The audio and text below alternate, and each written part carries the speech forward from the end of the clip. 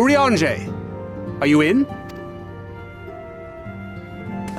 Unto a world weary of heroes, a hero wends his way. The Exarch did send word that thou wouldst seek me out, but ne'er did I imagine thou wouldst arrive so soon.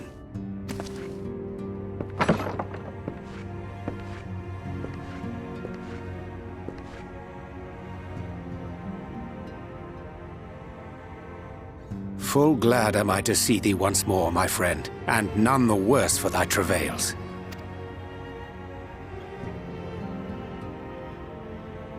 Run along, Minfilia. We'll meet you outside. But... Another one for you to imbue, if you'd be so kind.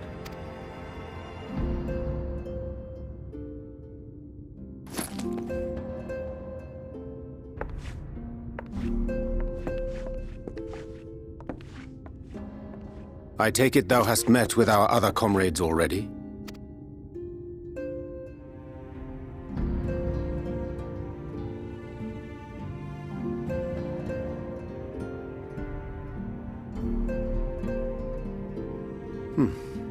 That Master Alphino and Mistress Alize now travel in thy company is of great comfort to me. As for the rest, it beginneth in earnest. The hunting of the Light Wardens, and perforce the war with Yulmore. Hark thee then to my words, and through them behold the vision that I did glimpse, that of the 8th Umbral Calamity. As I drifted hither to the first, traversing the boundary twixt reality and potentiality, I did bear witness to events yet to come. There I saw the combined forces of Eorzea and the Far East offering fierce resistance to the legions of Garlemald. So fierce, in fact, that they did begin to push the enemy back, ilm by painful ilm at first, then yalm by yalm, and malm by malm in time. Yet the joy they felt was short-lived, for in so doing they did force the Empire's hand. Faced with defeat, the Garleans turned to a weapon most vile: Black Rose. Its potency defied all reckoning. Once released, the gas took on a life of its own, wreaking untold carnage not only in Eorzea, but in the provinces of the Empire besides.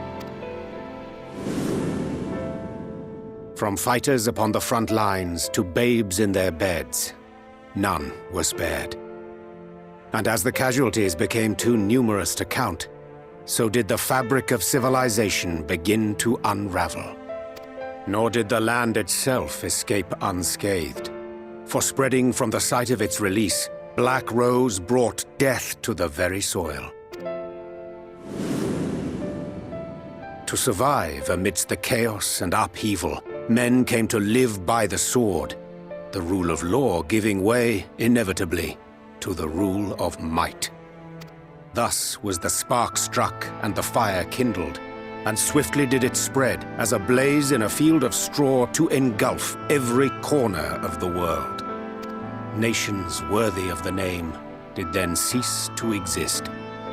And those souls brave and true who might have risen to restore order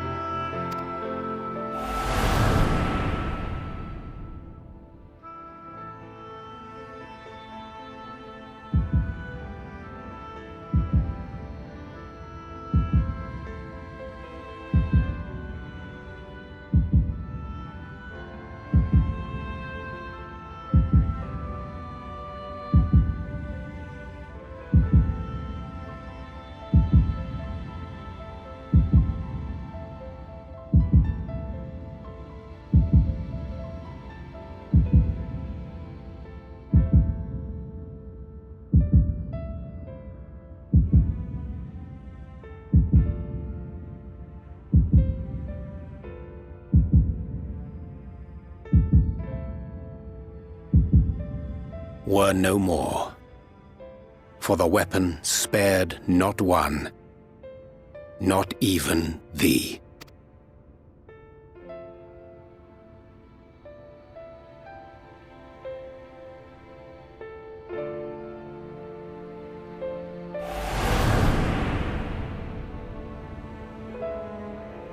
An endless age of war, begotten by the blight of Black Rose. Such is the legacy of the 8th umbral calamity which I did behold.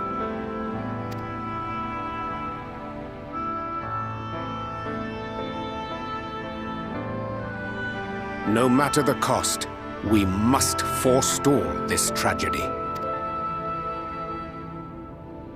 To that end, I have labored during my sojourn in this world, discovering in so doing the answer to a pressing mystery.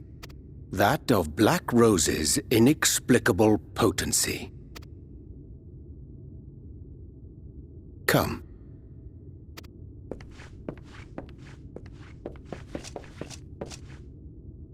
Dost thou recognize yonder chart?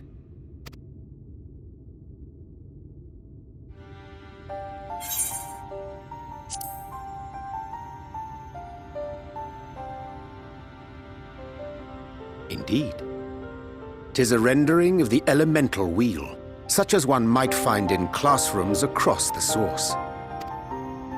As the chart maketh plain, our world is composed of 6 elements, in addition to which there exist 2 poles in fundamental opposition. Astral, the active; umbral, the passive. As a reflection of the source, the first naturally compriseth the selfsame forces. Yet, curiously, there is a notable divergence in their nomenclature. To be specific, the denizens of this world employ not the terms astral and umbral. Thus was I moved to inquire what names said forces had been assigned. A simple question which yielded a most unexpected answer. Upon demanding the name of the pole aligned with activity and growth, I was told that as life's myriad colors combine to produce black, the people of the first had called it darkness. At this, did my mind begin to race. Yet 'twas only when I asked what name had been given to the pole aligned with passivity that mine eyes were opened to the truth. Peace and tranquility being as purest white, unmarred by color, I was told it had been given the name of light. That's umbral light and astral darkness, yes? I'm no etherologist, but it strikes me that the nomenclature of the first is rooted in the generation of the 2 forces, while our own appears to focus on their effects. Which makes one wonder, have we had it backwards all this time? 'Tis indeed a compelling question, and one which beareth closer examination. Yet what knowledge we already possess sufficeth to explain the chain of events. The phenomenon of etheric thinning observed in the source is the consequence of light, the power of stasis, flowing in from the first to stifle the movement of ether within the land. And according to Master Alphino, Black Rose slayeth by halting the circulation of ether within living beings. Should such a weapon be unleashed even as the first were rejoined, replete as it is with light, We would have a disaster of untold proportions on our hands. A calamity. Well, at least we have a better grasp of what we're facing. Our objective, however, remains unchanged. We are to eliminate the Light Warden of Ilmeg. Speaking of which, were you able to ascertain its whereabouts?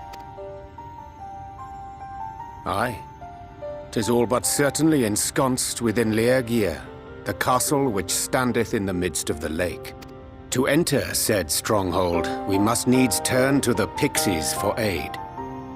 Fortunately, I have become quite adept at courting their cooperation. Henceforth shall I accompany you, and do all in my power to ensure that my vision doth not come to pass.